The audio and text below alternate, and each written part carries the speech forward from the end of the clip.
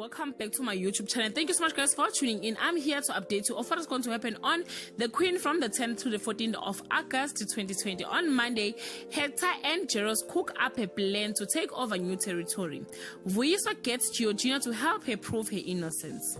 On Tuesday, Harriet is slipping further and further away from the causes. Will Vuyiswa go down for a murder she didn't commit? On Wednesday, Kagiso squares off with Harriet.